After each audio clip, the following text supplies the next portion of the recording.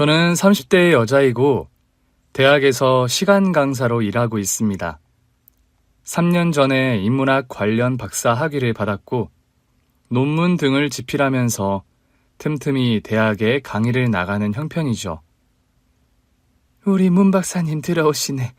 오늘 강의는 잘했어? 엄마도 참, 딸내미한테 매번 박사님이 뭐예요.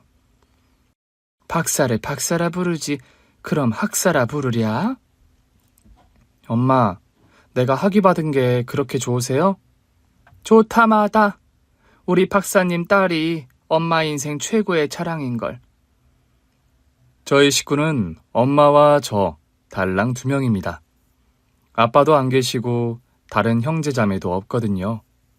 엄마는 제가 어려서 홀몸이 되셨고 그 이후로 30년 넘게 저를 혼자 몸으로 억척스럽게 키워내셨습니다. 딱히 자랑할 거 없이 공부 하나는 제법 잘하던 제가 학위를 받고 시간 강의하는 걸 무척 자랑스러워 하시는 엄마세요. 엄마, 제가 빨리 교수 임용이 돼야 할 텐데 그래야 우리 엄마 호강시켜드리는데 걱정이네요. 지금도 엄마는 차고 넘치게 호강 중이다. 그리고 시간 강사도 교수님이나 매한가지지 안 그래? 제가 뭘 하든 응원해 주시고 기특해 하시는 고마운 엄마십니다. 저를 키우느라 헌신하신 엄마의 희생을 알기에 저는 자라면서 웬만하면 엄마 뜻을 거스르지 않으려고 노력하며 살아왔어요. 그런데 최근 엄마를 아주 속상하게 만드는 사건을 벌이고 말았죠. 뭐? 혼전 임신? 지희 너 그게 정말이야? 엄마, 죄송해요. 저나 그 사람이나 예기치 못했던 일이라 많이 당황스러운데 고민하다가 그래도 아기는 낳기로 했어요. 마음에도 없는 사람이랑 임신 때문에 결혼한다는 거야? 엄마, 설마요. 아무리 임신했어도 그런 이유로 결혼하지는 않아요. 결혼 전제로 사귀는 남자까지 있었으면서 엄마에게 이런 방구 말도 안 했니? 엄마가 괜히 걱정하실까 봐서요. 그리고 엄마 아시다시피 저 교수 임용 될 때까지는 결혼이나 출산 제 예정에 없던 일이고요. 너 써야 할 논문들이 산더미인데 임신하고 결혼해서 어쩌려고 그래? 다행히 그 사람 집안이 학자 집안이라 공부하는 며느리 들어오는 거 안 싫어하는 분위기예요. 학자 집안이라니 뭐하는 집안 아들내미길래? 시어머니 되실 분이 대학 총장님이고 예비 시아버지도 땡땡대학 영문과 명예교수님이세요. 그 사람도 지금 학위 받아서 교수 임용 코앞이고요. 네 말 들으니 한시름은 놓이다만 너도 똑같이 박사고 교수 될 사람인데 임신 때문에 발목 잡히는 거 아닌가 걱정이구나. 엄마, 그건 걱정 마세요. 그 사람이 안 그래도 제가 그 걱정하니까 육아도 살림도 제가 공부하는 일에 방해 안 되고 열심히 본인도 돕겠대요. 남자들 약속이 결혼 후에도 잘 실행이 되면 좋으려만 안 그런 경우들이 많으니 걱정이지. 그 사람 한 입 가지고 두말하는 성정은 아니에요. 그래, 우리 지희가 똑똑한 아이인데 신랑감도 어련히 잘 골라 쓰려고. 엄마는 우리 문 박사님 안목을 믿는다. 엄마도 참. 그런데 엄마, 정말 죄송해요. 결혼도 전에 애가 져서 엄마 체면 떨어지게 만들어서요. 아니, 그런 일로 왜 울고 그러니? 네가 미혼모 될 것도 아니고 날 받아두고 애가 들어섰다고 사람들에게는 그리 설명하면 그뿐일 일이다. 엄마, 저한테 실망 안 하셨어요? 엄마가 너에게 실망을 왜 하니? 달리 생각하니 되려 다행이다. 난 우리 딸이 좋은 나이에 너무 연구실에 틀어박혀 공부만 하며 청춘이 다 지나간다고 생각했는데 연애도 하고 남들처럼 엄마도 된다는데 반갑고 기쁜 일 같다. 엄마한테 엄청 야단 맞을 각오했는데 엄마 실망시키는 일 없이 엄마 저 시집가서도 정말 잘 살게요. 그럼 우리 지희가 누구 딸인데 당연히 잘 살아야지. 엄마는 혼전 임신을 한 저에게 타박이나 꾸중 대신 그런 말씀을 해주시는 분이었습니다. 저는 더 죄송한 마음이 들어서 결혼해서 남들 보란 듯이 잘 살아야겠다. 엄마 걱정시키는 일 절대 만들지 말아야겠다 결심을 했더랍니다. 결혼을 서둘러야 했던 상황이라서 상견례 날짜가 금방 잡혔습니다. 저는 엄마와 함께 상견례 장소로 나갔고 예비신랑 집안에서는 시부모님 내외와 시누이가 나와 앉아있더군요. 안녕하세요, 사부인. 안녕하십니까, 사부인. 그런데요, 저와 엄마를 첫 대면하는 예비 시어머니의 표정이 뭔가 탐탁지 않은 겁니다. 뭐라고 정확히 설명할 순 없지만 묘하게 저와 엄마를 깔보는 듯한 표정이 안색에 읽혀서 식사를 하는 내내 은근히 불쾌한 기분이 드는 게 사실이었죠. 형식적인 덕담이 오간 후에 결국 가시돋친 말을 내뱉는 예비 시어머니였습니다. 사부인, 아시다시피요. 저희 집안이 학자 집안입니다.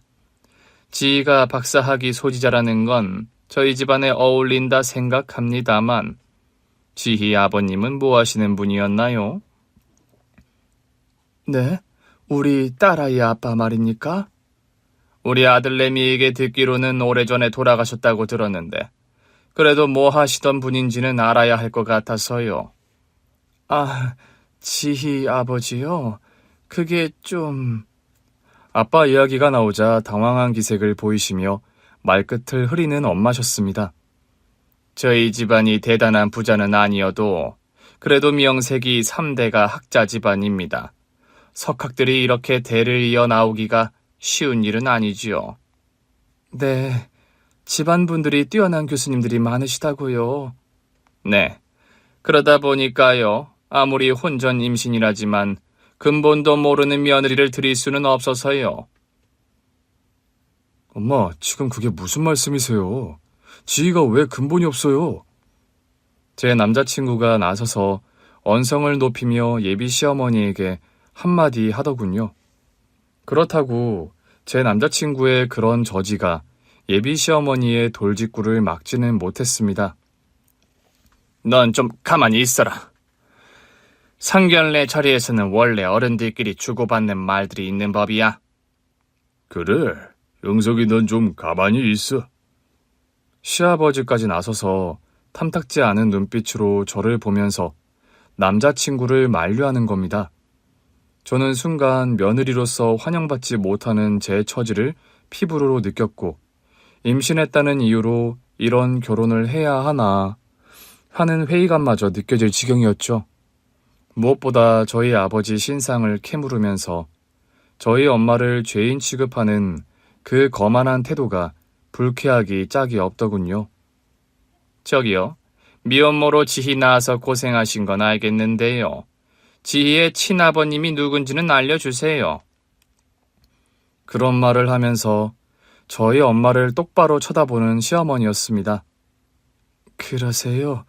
그렇게 우리 지희 친아버지가 궁금하시다니 알려는 드려야겠습니다. 엄마는 수저를 내려놓으시고 당장 어디론가 전화를 한 통 하시더군요.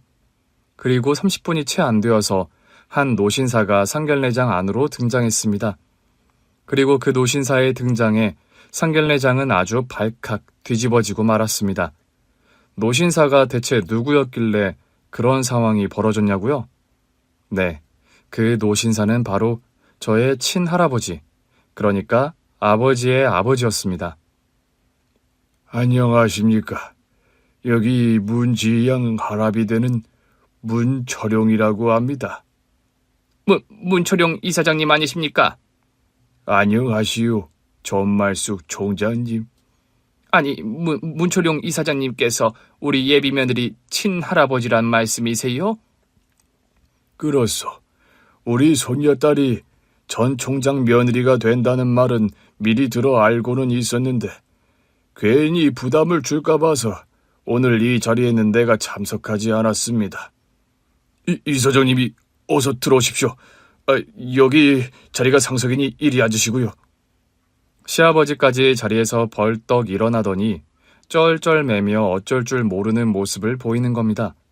시어머니께서는 식은땀까지 흘리면서 본인의 거만했던 태도를 후회하는 게 한눈에 보이더군요. 아니, 그럼 문 총장님 아드님이 지 친아버지였단 말씀이세요? 저는 그런 줄도 까맣게 모르고 실례를 범했습니다. 아닙니다. 모르시면 그럴 수도 있죠. 그리고 제가 젊어서 지 아버지와 이혼하다 보니까 지 할아버지께서 오늘 이 상견례 자리에 오시는 걸 고민하다 마다하신 겁니다. 아니, 그래도 다른 것도 아니고 제가 총장으로 몸담고 있는 대학의 재단 이사장님이 저희 예비 며느리 할아버님이었다니요. 쩔쩔 매면서 저희 엄마 손을 잡고 사죄를 구하는 예비 시어머니였습니다. 사부인, 제가 이런 배경도 전혀 모르고 친아버지 운운하면서 실례를 범했습니다. 제 무례를 부디 용서해 주십시오. 저 역시 사죄드립니다. 저희가 명생이 학자 집안이다 보니 며느리감 집안 배경에 예민할 수밖에 없었습니다. 결례를 범해서 너무 죄송합니다. 아닙니다. 여자 한 명이 잘못 들어오면 3대가 망한다는데 조심 또 조심해야 한다는 강박이 있으셨을 겁니다. 아들 가진 입장에서 그러실 수 있다 생각해요. 시어머니와 시부모님은 몇 번이나 고개를 조아리고 사과를 하는데 실소가 나올 뻔한 것을 겨우 참았습니다. 이런 오해가 불거질까봐 안 그래도 제가 오늘 자리에 참석을 해야지 했는데 제 불찰이네요. 아닙니다, 이사장님. 그런 가정사가 있으시면 당연히 그러실 수 있죠. 아차, 내가 가정사 운운하면서 또 말실수를 했나요? 저희 집사람이 평소에 말실수 같은 걸 일절 안 하는 사람인데 오늘 자리가 아무래도 긴장이 되다 보니까 자꾸 실언을 하는 것 같네요. 저희 할아버지와 엄마 눈치를 보며 쩔쩔매는 시부모님 내외였습니다. 엄마와 제가 둘이 있을 때는 그렇게 깔보는 눈초리로 저희 모녀를 탐색하던 사람들이 갑자기 할아버지의 등장에 저자세로 나오는 게 우습기 짝이 없어 보이는 게 사실이었습니다. 집안 배경이며 뒷배라는 게 뭐길래 사람을 저런 조건으로 재단하고 한순간에 태도가 바뀌는 걸까 싶은 생각이 들면서 씁쓸한 기분이 드는 게 솔직한 심정이었습니다. 재단 이사장인 든든한 배경의 친아버지를 두고서 왜 그런 사실을 꽁꽁 숨기고 상견례장에 나왔냐고요? 그런 의문을 가진 분들이 있으실 걸로 압니다. 처음부터 집안 배경을 오픈했더라면 엄마와 제가 상견례 자리에서 그런 모멸을 당할 필요도 없었을 테니까요. 사실은 저희 집 가정사가 좀 복잡한 과거사를 지니고 있습니다. 엄마 말씀처럼 아주 옛날에 엄마 아빠는 이혼을 하셨던 전력이 있거든요. 두 분이 사이가 안 좋아서 이혼을 했느냐? 그건 또 아니었다고 합니다. 이쯤에서 저희 엄마 아빠의 과거 이야기를 좀 말씀드려야 할 것 같네요. 저희 엄마와 아빠는 서로 무척 사랑하는 사이였는데 집안의 반대가 무척 극심해서 결혼에 이르는 과정이 순탄치 않았다고 합니다. 뭐? 식당에서 야채 가게 하는 집안 딸내미랑 결혼을 해? 아버지, 야채 가게가 뭐 도둑질도 아닌데 그렇게 역종을 내세요. 야, 이 녀석아. 우리 집안이 어떤 집안인데 야채 장수 딸내미를 며느리로 들여? 거기다 편모스라라니. 선훈이가 여태 공부만 해서 세상 돌아가는 이치를 몰라 그러지. 너 그런 처지는 집안의 여자를 마누라로 들였다가 평생 코 꿰이고 후회한다. 어머니, 아버지, 저는 두 분 말씀에 절대 동의할 수 없습니다. 정혜는 제가 세상에서 제일 사랑하는 여자고 정혜 아니면 저 결혼 같은 거 안 하고 차라리 총각 귀신으로 늙어 죽겠어요. 아빠는 쟁쟁한 사학재단 이사장의 아들이었고 거기다 명문대학을 졸업한 회계사였습니다. 엄마는 당시 아빠가 일하시는 회계법인의 말단 경리로 편모스라의 가난한 집안 딸내미였죠. 저희 외할머니께서요, 외할아버지가 일찍 돌아가시고 시장에서 야채 장수를 하며 오남매를 힘들게 키워내신 분입니다. 그런 가난한 집안의 맏딸이 저희 엄마였고 그런 친정 배경을 가진 엄마를 무시하고 탐탁지 않아 하는 본가 어른들이었다고 합니다. 외딸도 아니고 줄줄이 밑으로 딸린 동생들만 내시라면서. 하다하다 형제들 딸린 것까지 흠을 잡으세요? 가진 거나 많은 집안이면 모르겠다만 그 주렁주렁 딸린 동생들 누가 책임진다디. 막말로 부잣집에 시집와서 그 동생들 공부시키고 시집 보낼 작정이면 어쩌려고 그런 어리석은 짓을 해. 정혜는 그런 계산 속으로 저를 만난 여자가 아닙니다. 그 동생들 어리긴 하지만 다들 똘똘하고 착해서 지 앞가림 할 녀석들이고요. 네가 그 집 집구석 사정을 어찌 그리 잘 알아서 그런 장담을 해? 정혜를 만나온 시간이 있는데 왜 모릅니까? 거기다 저희 장모님께서 얼마나 억척스럽고 성실하신 분인데요. 억척스럽고 성실하면 뭐한다니? 겨우 시장통 골목서 야채나 파는 장사꾼 주제에. 어머니, 아버지, 사람 위에 사람 없고 사람 아래에 사람 없다 했어요. 왜 자꾸 정의 한 명 사람 자체를 보지 않고 그 사람 집안 배경에 집착하세요? 네가 그냥 만나는 여자도 아니고 수준 차이가 하늘과 땅인 여자를 마누라로 들인다니 하는 소리 아니니?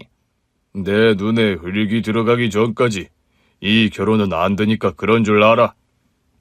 과거에 엄마 아빠는 그렇게 본가 어른들의 극심한 반대로 한 차례 이별을 택했다고 합니다. 그때 엄마와 헤어진 충격으로 아빠는 속세의 모든 것을 내던지고 충동적으로 출가를 선언하고 집을 나가버리셨다고 합니다. 석 달 넘게 깊은 산중의 사찰에서 스님이 되는 과정을 밟던 아빠를 찾아간 할머니와 할아버지셨다고 합니다. 너 이 녀석 끝까지 이럴 작정이냐? 제 뜻은 이제 변함없다고 말씀드렸습니다. 꾸얀 녀석 같으니라고? 그깟 여자 하나 때문에 사내 자식이 집안이고 직업이고 다 팽개치고 절에를 들어와? 그 사람 없는 인생이 저에게는 아무 의미가 없다고 수차례 말씀드렸습니다. 두 분 이제 그만 돌아가 주세요. 그 여자와 결혼 허락하면 그러면 돌아올 테냐? 결국 아빠의 완강한 고집과 엄마에 대한 애끓는 사랑이 할머니와 할아버지의 반대를 이겼다고 하네요. 우여곡절 끝에 결혼에 꼴이 난 엄마 아빠였지만 시댁 어른들의 반대를 무릅쓰고 시작한 시집살이가 결코 녹록치 않은 엄마였습니다. 숟가락 하나를 놔도 너는 어째 이리 품격이 없니? 네? 수저 받침 그릇 색깔에 맞춰 놓는 법도 몰라? 하긴 그런 궁색한 살림의 수저 받침 같은 걸 써보기나 했을라고. 수저 받침 같은 사소한 것에까지 못 사는 친정 운운하며 엄마를 무시하는 할머니셨다고 합니다.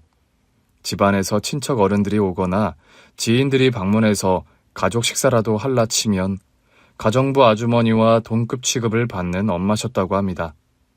예, 여기 반찬 떨어진 거 다시 가져오고 다과상 준비하거라. 여사님, 듣자하니 이댁 며느님 같던데 며느님도 식사하셔야죠. 저 애는 우리 식사 챙기고 나중에 가정부 아줌마랑 같이 먹으면 되니 신경 쓰지 마세요, 사모님. 지인이 방문을 하든 가족 중에 누가 방문을 하든 그들과 겸상이나 나란히 마주 앉아 차 한잔 마시는 일을 허락하지 않는 할머니와 할아버지셨다고 합니다. 혜미야, 식구들 속옷, 빨래는 앞으로 네가 손빨래로 다 해라. 아버님, 어머님, 아가씨 것까지 속옷을요? 그래, 왜 불만이니? 아니요, 그게 아니라 속옷 빨래라는 게 좀... 나도 시집와서 10년을 시어른들의 시누이 속옷 빨래 손으로 다 했어. 그때는 어디 속옷뿐이냐? 세탁기가 제대로 없어서 겉옷도 죄다 손으로 빨았지. 사모님, 손빨래는 제가 하면 되니까 작은 사모님은 두세요. 그런 허드렛일까지 작은 사모님 시키시면 제가 작은 사모님 낯을 볼 면목이 없어요. 되려 당시 본가에서 일하던 가정부 아주머니가 엄마 눈치가 보여서 그렇게 말을 하면 지금 어느 앞에서 오지랖이야? 속옷 빨래는 남에게 맡기기 남사스러워 불어 며느리 시키는 건데? 네, 몰랐습니다, 사모님. 죄송해요. 그런 인간 이하의 취급이 계속되었고 엄마는 결혼 2년 차가 되던 해에 아빠에게 이혼을 선언하고 본가를 도망치듯 나와 버리셨다는 겁니다. 여보, 나 더 이상은 이런 식으로 못 살겠어요. 차라리 우리 나가서 분가를 해서 살자. 그럼 되잖아. 분가를 허락하실까? 분가했다 한들 평생 안 보고 살 수도 없는 노릇이고요. 내가 부모님과 절연하기를 원해? 그럼 이혼하자는 소리 안 할 거야? 나 때문에 부모님과 절연까지 하면서 살려고 하지 말아요. 당신과 나의 남은 결혼 생활이 앞으로 과연 어떨까 많이 생각해 봤어요. 당신 왜 그렇게 우리 미래에 관해서 부정적으로만 생각하는 거야? 당신이 아무리 아버님 소유 재단 사업과 상관없는 일을 한다지만 결국 법인 만들고 당신 사무소 차리려면 아버님 어머님 도움 없이 불가능하잖아요. 그깟 법인 사무소 안 만들면 돼. 그냥 월급쟁이 회계사로 살아도 당신과 나 충분히 먹고 산다고. 결국 그렇게 살았을 때 후에 가서 당신이 나 원망 안 할 수 있을까요? 거기다 나 시집 와서 두 해가 바뀌는 동안 어버이날이고 우리 엄마 생신이고 명절날 모두 친정걸음 한 번도 못했어요. 내가 부모님 설득한다잖아. 안 되면 절연해서 살겠다니까? 나 생각해주는 마음은 알겠어요. 근데 억지 그만 부려요, 당신도. 우리 그냥 차라리 우리 사이에 애가 없을 때 갈라서는 게 당신과 내 미래를 위해서 좋을 것 같아요. 엄마는 그렇게 이혼을 선언하고 친정으로 도망치듯 와버렸습니다. 아빠가 그 후로 몇 번이나 찾아와 엄마를 설득했지만 엄마의 결심은 흔들리지 않았다고 합니다. 아빠는 상심에 빠져서 본가에서 생활하고 엄마는 오랜만에 친정에서 좀 쉬면서 할 일을 알아보던 중 예기치 않게 저를 가졌다 사실을 알게 되셨다는 겁니다. 임신입니다. 16주 차에 접어들었으니까 안정을 취하면서 컨디션을 잘 지켜보기로 하죠. 선생님, 정말 제가 임신이란 말이세요? 여기 아기 집 보이시죠? 착상도 잘 되었고 현재로선 아무 문제 없어 보이네요. 그래도 초산이고 아직 완벽한 안정기에 접어든 건 아니니까 조심하시고요. 엄마는 임신이라는 날벼락과 같은 선고를 듣고 다시 고민에 빠지셨다고 합니다. 엄마는 절친한 친구 영미 이모에게 이와 같은 사실을 털어놓으셨더랍니다. 영미야, 나 이혼하겠다고 선언하고 나왔는데 임신이란다. 뭐라고? 확실한 거야? 엊그제 산부인과 가서 진단 받았어. 임신 16주 차래. 예, 너는 그럼 애 가진 것도 모르고 시댁을 뛰쳐나왔다는 말이니? 임신한 거 알았으면 그런 선택은 안 했겠지. 나 그런데 어쩌니? 시댁 어른들이고 남편한테 다신 안 돌아간다고 선언하고 나왔는데. 네 입장이 난처는 하겠다만 이왕 이렇게 된 거 어쩌니? 말이야 주워 담으면 그만 아니야? 너 우리 시부모님 성격 누구보다 잘 알잖니. 이혼하겠다 큰소리치고 나와놓고 임신했다고 다시 들어가면 그 시집살이 다시 안 봐도 뻔하다. 설마 너 애 가졌다는데 여태 해온 것처럼 너한테 그러실까? 네가 우리 시부모님들을 아직 잘 몰라 그래. 내가 임신했다고 해서 별달리 변화할 사람들은 아니야. 그럼 너 임신했다고 해서 그 이후로 그냥 시댁에 들어가는 것도 좋은 방법은 아닌 것 같다. 시댁에 다시 들어가 살 생각은 없어. 내가 지금 고민되는 건 남편과의 이혼이야. 막상 애 가졌다는 소리 들으니까 이혼이 정답은 아닌 것 같아서. 그걸 말이라고 하니? 솔직히 너랑 네 남편 사이에 별다른 문제가 있었던 건 아니잖니. 늘 너희 시부모님이 문제였지. 아무래도 그 사람에게 말해야 하겠지. 임신했다고? 당연한 거 아니야? 아이 아빠가 아이 존재를 모르는 게 말이 되니? 이참에 분가를 해서 나와 살건 아니면 갈라서건 간에 네가 임신한 건 밝혀야지. 그걸 숨기는 건 도리가 아니다 얘. 엄마는 고민하다가 아빠에게 저를 임신한 사실을 고백하려고 했다고 합니다. 그런데 바로 그 즈음에 아주 황당한 소식이 엄마 귀에 들어왔다고 합니다. 예, 청혜야. 너 요즘 시댁에서 나와서 친정에 산지 오래됐다며? 그렇긴 한데 그런 소문이 벌써 났다는 거야? 원래 소문이라는 게 그렇잖니. 당사자 입장에서 별로 반갑지 않은 소문이 빨리 퍼지는 거. 그런 소문 퍼졌다는 거 말해주려고 찾아온 거야? 아니, 내가 너한테 전해줄 소식은 따로 있어, 정혜야. 무슨 소식인데 그러니? 너 시댁에서 나와서 남편과 별거 중인 거잖아. 맞지? 그래, 맞아. 그런데 왜 자꾸 그런 걸 캐물어? 아니, 다름이 아니라 우리 친척 고모가 강남 바닥서 실은 꽤 유명한 뚜쟁이야. 그런데? 올 고모 집 며칠 전에 놀러 갔다가 내가 하도 충격적인 소식을 들어서 그런다. 무슨 소식이길래 그래? 너희 시댁이 땡땡재단 이사장 가문 맞지? 너희 시아버지랑 시할아버지가 대를 이어서 거기 사학재단 이사장 지내시고. 그래, 맞아. 듣자하니 너희 시어머니가 벌써 다른 며느리감을 몰색 중이래. 뭐라고? 벌써 너희 남편 말이야. 울 고모가 소개해주는 처자들을 서너시나 만났단다. 우리 남편이 여자들을 만나고 다닌다고? 맞선으로? 그래. 정략 결혼으로 다시 새장가 보낸다고 너희 시어머니가 아주 신이 나서 매일 우리 고모 집을 찾아온단다. 정말. 엄마는 너무 어이가 없어서 한숨을 내쉬며 실수가 나왔다고 합니다.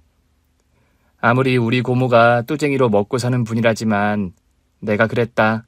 쌀자루니 금부치를 아무리 그 집에서 갖다 바쳐도 아직 이혼 접수도 안 한 유부남 맞선 자리를 그리 열심히 소개하지는 말라고 내가 한 소리 했어. 그랬니? 고맙다. 엄마는 떨떠름한 감사 인사를 하고 그 친구를 돌려보냈답니다. 마침 엄마의 절친한 친구인 영미 이모가 집에 놀러를 왔다가 또 그 상황을 시시콜콜 알게 되셨다죠. 뭐? 이혼 소장 접수도 안 했는데 뚜쟁이 통해서 맞선을 보러 다닌다고? 아마 시어머니 등살에 남편이 그러고 있는 것 같아. 3살 난 어린애도 아니고 무슨 어머니 등살에 그런다는 게 말이 되니? 네 남편 그런 사람으로 안 봤는데 이건 너무 경우가 아니잖아. 그 사람이 나를 몇 번이나 붙잡았는데 내가 계속 고집부려서 이혼하겠다 나와서 더 오기가 뻗쳐 그러는 것 같아. 너 임신했다는 말 아직 네 남편에게 안 했지? 아직 못했어. 해야지 생각하는데 오늘 친구한테 그 뚜쟁이 얘기 듣고 충격 먹었고. 이 미련한 거사. 너 더 이상 임신했다는 사실 숨겨서는 안 되겠다. 넌 그냥 있어. 네가 못하겠다면 내가 너희 남편 불러내서 할 테니까. 영미야, 내가 할게. 됐어. 너한테 맡겨뒀다간 아기 날 딸 다 되어서 너희 남편 새장가 가는 꼬락선이 보게 생긴 것 같으니까. 영미 이모는 엄마의 만류를 뒤로하고 그날 당장 저희 아빠를 만나서 단판을 지었다고 합니다. 퇴근길에 갑작스레 불러내서 죄송합니다. 아닙니다. 그런데 영미 씨께서 어쩐 일로 저를 보자고 하신 거죠? 일단 그거부터 물을게요. 저기 우리 정이랑 앞으로 어쩔 작정이세요? 그게 갑자기 무슨 말씀이시죠? 저랑 정이랑 속내 다 털어놓고 지내는 친자매 같은 사이인 거 아시죠? 제가 친정 언니 같은 입장으로 말씀드리는 거니 서운하게 듣지는 마세요. 무슨 일이길래 그러세요, 대체? 소문을 듣자 하니 요즘 뚜쟁이 통해 정략 결혼한다고 맞선 보러 다니신다면서요? 맞선이요? 무슨 그런 해괴망측한 소문이 다 있답니까? 다 사실 확인하고 온 거니까 괜히 둘러대지는 마세요. 정혜랑 별거 중에 일어난 일이니 제가 타박해서는 안 되는 일인가요? 그 사람이랑 저 별거 중이지 아직 이혼한 것도 아닌데 무슨 제가 맞선을 봅니까? 저희 여동생 건과 헷갈리신 건 아니세요? 제 여동생이 홍기가 꽉 차서 요즘 저희 어머니 성화로 하루 걸러 선자리에 불려나가니까요. 그럼 사실은 그런 걸로 해두겠습니다. 저희가 오해한 거면 되려 더 다행이네요. 정혜, 제 집사람에게 무슨 일이라도 있나요? 동재 씨는 정혜랑 계속 부부의 연을 이어갈 생각이세요? 그걸 말이라고 합니까? 제가 다시 집으로 들어오라. 그게 싫으면 이혼 말이라도 취소해달라고 몇 번이나 부탁해도 싫다고 친정에 있는 게 집사람이에요. 시집살이를 그렇게 못 견뎌하는데 그만 분가해서 나오시는 게 어때요? 제가 그걸 집사람에게 말 안 해봤을 것 같으세요? 분가하겠다, 부모님과는 절연해서 살겠다 해도 그것도 반대하는 집사람입니다. 그건 정혜가 현실적인 걸 걱정해서 그러겠죠. 아무래도 지금 동재 씨가 하는 일이 시부모님 서포트가 있어야 더 좋은 일이니까요. 전 애진작 그런 거 다 필요 없다고, 정혜에 너만 있으면 된다고 수백 번은 얘기했어요. 답답하다는 듯 커피숍의 테이블을 쾅 하고 내리치는 아빠였다고 합니다. 그래요. 동재 씨 진심은 충분히 알겠으니까 말씀드리죠. 정혜요. 지금 임신 4개월이 넘어가요. 뭐라고요? 정혜가 임신을 했다는 말입니까? 네, 그래요. 시댁에서 짐 싸서 친정으로 뛰쳐나오고 얼마 안 돼서 임신 사실을 알게 되었고요. 그런 걸 알았으면 왜 진작 제게 말을 안 했답니까? 정혜 걔가 스스로 이혼하겠다고 선포하고 나왔으니 그랬겠죠. 거기다 요즘은 뚜쟁이 통해서 동재 씨가 재혼자리 맞선 보러 다닌다고 오해까지 했으니까요. 정말 들을수록 너무 어이가 없고 기가 막히네요. 제가 무슨 결혼에 목맨 사람도 아니고 이혼도 안 하고 돌아오길 기다리는 집사람 두고 선을 보러 나가요? 오해가 풀렸으니 다행이네요. 동재 씨, 그럼 두 사람 다시 시작해봐요. 정혜가 임신한 것도 그렇지만 제 보기엔 두 사람 다 아직 서로를 무척 많이 사랑하는 것 같으니까요.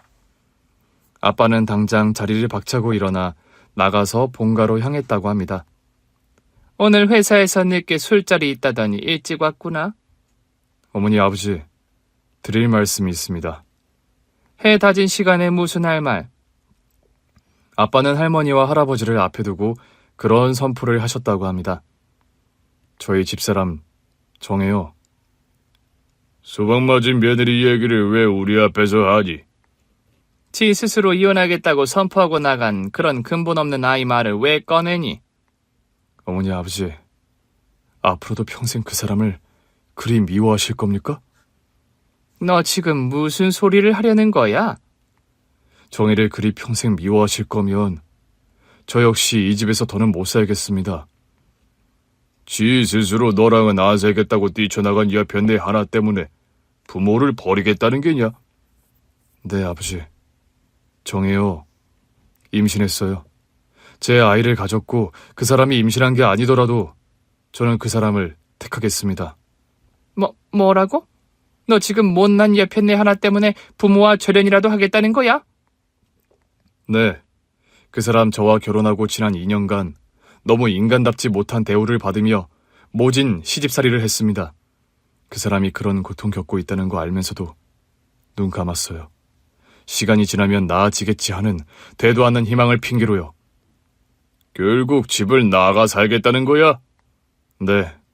어머니 아버지께서 정혜를 진짜 며느리로 인정하고 존중해 주실 마음의 준비가 되시면 그때 다시 찾아뵙겠습니다. 안녕히 계세요. 아빠는 그런 말을 남기고 여행 가방에 옷가지를 대충 싼 다음 집을 나와버리셨다고 합니다. 아빠는 그렇게 할머니 할아버지와 절연하고 엄마에게로 한달음에 달려오셨다고 합니다. 그런데 그날 엄마와 아빠의 만남은 이루어지지 못했습니다. 엄마를 보기 위해 외가댁으로 오시던 아빠는 그날 밤 교통사고를 당해 명을 달리하시고 말았기 때문이죠. 거기 문동재 씨 보호자분 되십니까?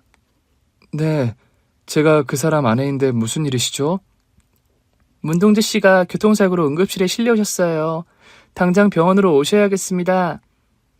엄마는 후들거리는 다리를 겨우 붙들고 병원 응급실로 달려갔습니다. 그곳에서 엄마는 아주 오랜만에 아빠를 다시 재회했는데 그때 이미 아빠는 숨을 거둔 상태였던 겁니다. 여보, 정신 차려봐요, 여보. 곧이어 할머니와 할아버지도 병원 응급실로 아빠를 보러 달려오셨다지요. 이게 대체 어떻게 된 일이야? 동재야, 얼른 눈 좀 떠봐라, 어? 죄송합니다. 병원에 도착하셨을 때 이미 문동재 환자분께서는 이미 심정지 상태였습니다. 우리 아들이 명을 달리했다는 말입니까? 병원 측에서 할 수 있는 모든 조치를 다했지만 모월 모일 모 15분 문동재 환자분 교통사고로 인한 뇌손상과 심정지로 사망하셨습니다. 슬픔과 황망함 속에 아빠의 장례식이 치러졌다고 합니다. 너를 보러 간다고. 그날 우리 동체가 우리와 절연까지 선언하고 집을 나갔다. 결국 정혜 네가 우리 동체를 잡아먹었구나. 잡아먹었어. 너만 얌전히 집에 붙어 있었더라도, 아님 우리 착한 동재가 다시 돌아와 달라고 너에게 애걸복걸할 때 그 말만 들었더라도 우리 동재가 잘못되는 일은 없었어. 멀쩡한 아들 잡아먹는 너 같은 며느리 우린 다시 보기 싫으니 우리 눈앞에 나타날 생각 마라. 아빠 장례식이 끝나고 그런 모진 말을 하면서 엄마를 내쫓은 할머니와 할아버지였습니다. 제가 태어나고 나서도 집안에 운전기사를 시켜서 돈봉투를 전해줬을 뿐 저를 보러 오지도 않은 할머니, 할아버지셨다고 합니다. 저는 그렇다 보니까 어려서는 아빠도 할머니, 할아버지도 아예 안 계신 분들인 줄 알았죠. 아빠야 제가 태어나기도 전에 돌아가신 게 맞았지만 할머니, 할아버지는 살아 계시면서도 제가 7살이 될 때까지 한 번도 얼굴을 본 적 없었습니다. 그러던 어느 날, 제가 초등학교 입학을 앞둔 어느 날이었습니다. 집 안으로 삐까뻔쩍한 외제차 한 대가 서 있길래 어린 마음에 누구지 싶어 차 안을 기웃거렸죠. 차 안에서 할아버지가 나오시더니 네가 지인이? 네, 제가 문지인데 할아버지는 누구세요? 나는 지인이 할아버지 되는 사람이다. 할아버지요? 저한테 할아버지는 안 계신 줄 알았는데. 그때 대문을 열고 엄마가 밖으로 나오셨고 할아버지를 보고 깜짝 놀라시는 겁니다. 아니, 여길 어떻게... 왜 내가 못 올 때라도 왔니? 아니, 그게 아니라요. 너무 갑작스레 방문을 하셔서. 이왕 온 김에 애미 너 나하고 얘기 좀 하자. 지희 아빠 장례식장에서 저에게 분명 말씀하시지 않았나요? 저를 다시 볼 일은 없을 거라고 하셨는데요. 너하고야 그렇다 치지만 지희는 우리 핏줄이고 어머니 동지 딸인데 그게 말이 되는 일이니? 이제 와서 나타나서 대체 무슨 말씀하시는 거예요? 너 아직 나이도 젊은데 재혼도 안 하고 그리 살 작정이냐? 갑자기 몇 년 만에 나타나셔서 재혼이라니, 그게 무슨 말씀이시죠? 보아하니 지희도 벌써 8살이고 엄마 손이 일일이 필요한 나이는 지난 걸로 보이는구나. 그런 말씀 하시는 이유가 뭔가요? 지희를 이제 우리가 데려가야겠다는 말을 하는 거야. 아니, 지희가 여태 유치원 졸업하고 초등학교 가는 동안 얼굴 한 번 안 보고 지내시더니 이제 와서 이러시는 이유가 뭔데요? 지희가 여면이 우리 문씨 집안 핏줄이고 동제 피부치인데 우리가 언제까지 지희를 나 몰라라 할 줄 알았니? 그런 게 이유시라면 정기적으로 지희를 보여드리겠습니다. 그렇지만 그 이상을 요구하신다면 저는 들어드릴 수 없어요. 뭐라고? 우리 요구를 못 들어줘? 예나 지금이나 시건방진 건 하나도 안 변했구나. 지금 맥락에서 왜 그런 욕을 하시죠? 멀쩡히 잘 키우고 있는 딸내미를 뺏어가신다는데 어느 어미가 곱고 부드러운 말이 나오겠습니까? 생전 처음 보는 할아버지와 엄마는 그날 만나자마자 언성을 높이며 대문 앞에서 실랑이를 벌였습니다. 그때 집안에서 외할머니가 나와 엄마와 할아버지가 싸우는 모습을 보셨죠. 지혜미야, 대체 무슨 일이니? 엄마, 신경 쓰실 거 없어요. 이만 들어가세요. 아니, 지 친할아버지 아니시니 여긴 어쩐 일이시죠? 어쩐 일이라뇨? 모녀가 왜 이리 쌍으로 인사성들이 없는지. 할아버지가 소녀딸 보러 온 게 뭐 이상한 일이라도 된답니까? 듣자 하니 말을 너무 우습게 하시네요. 우리 지 태어난 게 엊그제인가요? 1년 전인가요? 지 벌써 8살이고 다음 달이면 학교 들어갑니다. 여태 지 크는 동안 코빼기도 안 보시다 이제 와서 이러시는 저희가 대체 뭡니까?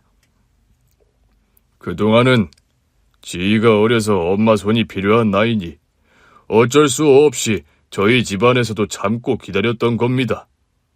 참고 기다려요. 대체 뭘 그리 기다리셨답니까?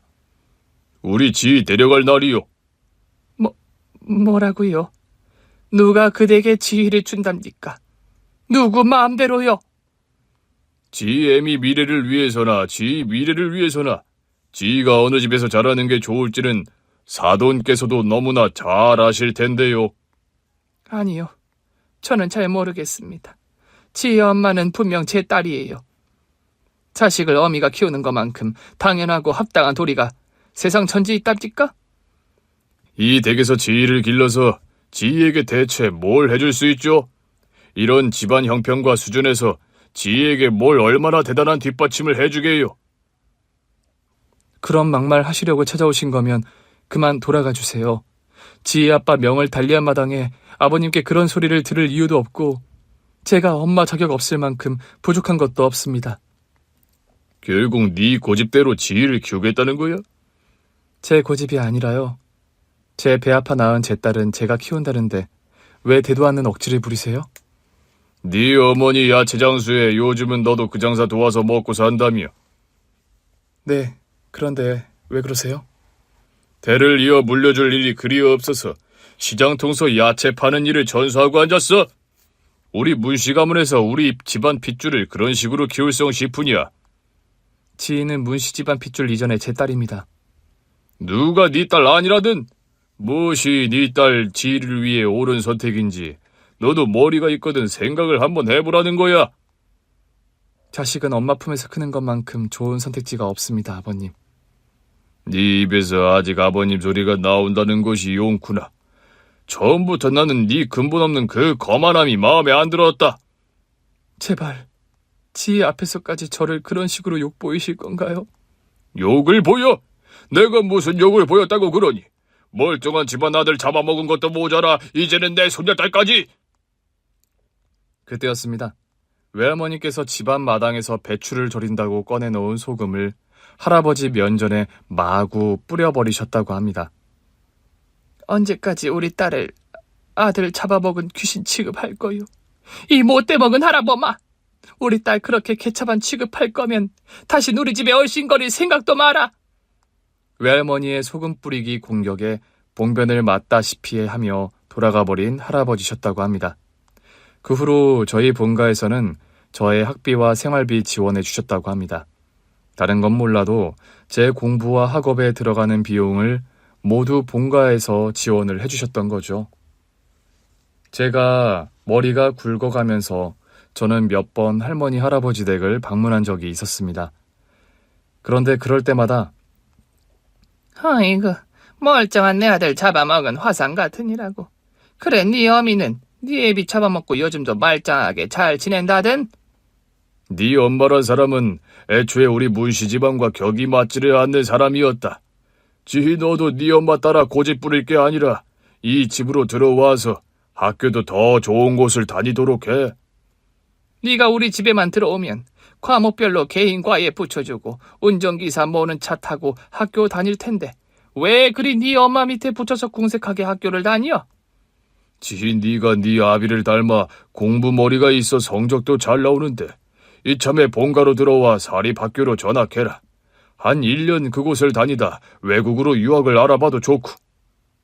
할머니 할아버지, 더는 본가에 방문하지 않겠습니다.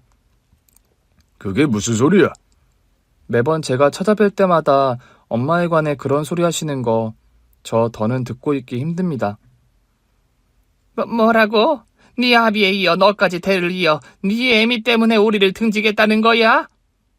아빠가 엄마 때문에 두 분을 등지셨다고 하는데 옛날에 아빠가 왜 그런 선택을 하셨는지 저 역시 이해가 가요. 안녕히 계세요. 엄마를 인정하지 않는 분들은 저에게 할머니 할아버지실 수도 없습니다. 저는 중학교 2학년 때에 그런 말씀을 드리고 다시는 본가를 찾지 않았습니다. 엄마가 왜 더 이상 할머니 할아버지 댁을 찾지 않냐고 여쭤보셨지만 그냥 불편하고 귀찮다는 대답으로 얼버무렸고 자세한 말씀은 드리지 않았어요. 그렇게 할머니 할아버지와 거의 절연하다시피 해서 고등학교 대학교를 졸업하고 현재의 나이가 되도록 딱히 왕래 같은 걸 하지 않고 지내왔습니다. 그런 저였기에 제 상견례 자리에 할아버지가 나타나시자 당황한 게 사실이었죠. 그날 상견례 자리가 끝나고 나서 저와 엄마, 할아버지는 오랜만에 셋이서 대화를 나누게 되었습니다. 그간 잘 지냈니? 예, 잘 지냈습니다. 그래도 전화를 해주어서 고마웠다. 알고 보니 엄마는 제 결혼식을 앞두고 제가 결혼한다는 말을 본가에 전하셨더라고요. 과거는 과거 일이고 지 결혼하는 일은 말씀드려야 할 것 같아서요. 잘했다. 안 그래도 나 역시 더 늦기 전에 애미 너를 찾아 미안하다는 말을 하고 싶었어. 갑자기 그런 말을 하시면서 무릎을 꿇고 엄마 손을 잡는 할아버지셨습니다. 세월이 흐르면서 생각하고 돌이켜보니 너와 동재 결혼 반대한 일이 살면서 가장 후회되는 일이더구나. 아버님, 왜 갑자기 그런 말씀을 하세요? 그간 너와 지희와 따로 왕래는 안 하고 지냈지만 너희 모녀 사는 소식은 사람을 시켜서라도 다 들어서 알고 있었다. 저와 엄마는 그 말씀을 듣고 깜짝 놀란 게 사실이었죠. 우리가 둘째 아들이 있어 둘째 며느리도 봤지만 그 아이는 갖출 거 다 갖춘 집안의 며느리였어도 네 시동생이 암에 걸리자마자 바람이 나서 도망가 버렸다. 작은 아주버님이 그런 일을 당하셨다고요? 그래.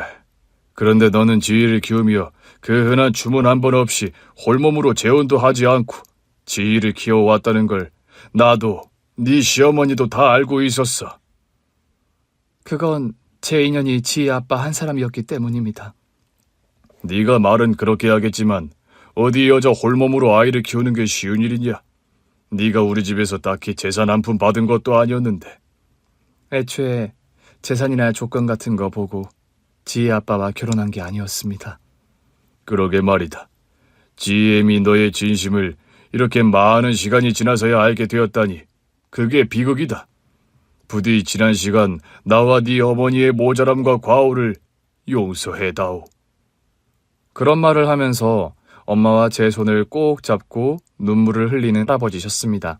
할아버지네 얘기를 듣고 보니 작은아버지가 결혼한 여자가 명문가의 돈도 많은 집딸이었는데 아주 별로인 사람이었다 하더군요. 신혼 초부터 춤 배우러 다닌다, 허구한 날 쇼핑 다닌다 하며 집에 붙어있는 날이 없던 가정에 충실하지 못한 여자였다고요. 작은아버지는 5년 전 암 투병을 하다 돌아가셨는데 작은아버지가 투병 중에 이혼 소송을 해서 할머니 할아버지가 큰 충격을 받으셨다고 합니다. 뒤늦게 저희 엄마의 아빠에 대한 진심과 사람됨을 알아보신 할머니 할아버지가 용서를 구하신 거였죠. 저도 두 분의 진심 어린 사과를 알아봤기에 본가와 왕래도 다시 시작하게 됐습니다. 얼마 후에 제 결혼식을 올리게 됐고 저는 버진로드로 돌아가신 아빠 대신 할아버지의 손을 잡고 걸어가게 됐어요. 그 모습을 보며 엄마가 손수건으로 하염없이 눈시울을 훔치는 걸 저는 보고야 말았습니다. 제가 결혼식을 마치고 신혼여행을 다녀오고 무사히 건강한 사내아이를 출산하고 얼마 안 되어서 할아버지께서 수천하셨다는 연락을 받았습니다. 저는 100일도 안 된 갓난아기를 등에 업고 할아버지 장례식장을 찾았어요. 돌아가시면서 상당한 지분의 유산을 저뿐 아니라 엄마에게도 상속해 주신 할아버지셨습니다. 임종 전에 엄마를 불러 그런 유언을 하셨다는 할아버지십니다. 애미야, 미안했다. 다음 생이라는 게 있다면 그때 다시 내 며느리로 태어나 주렴. 이번 생에 못다한 시애미 도리를 그때라도 다 해보려고 한다. 평생 우리 지희 잘 키워내느라 수고 많았다. 할아버지 장례식장에서 엄마는 아주 오랫동안 오열을 하셨습니다. 할아버지, 그곳에서 아빠와 만나 무슨 말씀을 나누셨나요? 한 번도 뵌 적 없는 아빠지만 늘 그립고 보고 싶다는 제 심정을 대신 전해주시겠어요? 엄마도 아빠를 평생 그리워하며 살아오셨는데 엄마가 아빠 얘기가 나오면 늘 하시는 그 말씀도 좀 전해주시면 좋겠습니다. 여보, 나 만나러 오는 날 사고 당하게 해서 미안해. 내가 좀 더 마음을 열었더라면 당신이 그리 황망하게 가지 않았을 건데 마음에 없이 갈라서자는 말 한 것도 용서해 줘요. 내 인생의 남자라곤 그래도 당신 하나였으니 그거면 좀 당신 마음이 풀릴까요? 평생 아빠 한 분만을 해바라기 하며 살아오신 엄마입니다. 그런 엄마의 진심이 가 닿는다면 아빠의 마음도 조금은 달라지겠죠? 진심은 통한다는 말이 있지만 때로 어떤 진심은 그 마음이 상대에게 가서 전해지는데 평생이 걸리기도 하는 것 같습니다. 저희 엄마의 진심이 할머니, 할아버지에게 가 닿는 시간이 그랬고 또 하늘나라에 계신 아빠에게 가 닿는 시간이 그랬던 것 같아요. 여러분의 귀한 진심은 부디 오해와 지연 없이 사랑하는 분들에게 빨리 가 닿길 기원해 봅니다. 그런 행운이 여러분의 가정에 가득하시길요. 긴 얘기 들어주셔서 정말 감사합니다. 오늘 준비한 사연은 여기까지입니다. 재미있게 들으셨다면 구독과 좋아요, 알림 설정까지 눌러주세요. 그럼 저는 다음 사연으로 찾아뵐게요. 오늘도 건강하고 행복하세요.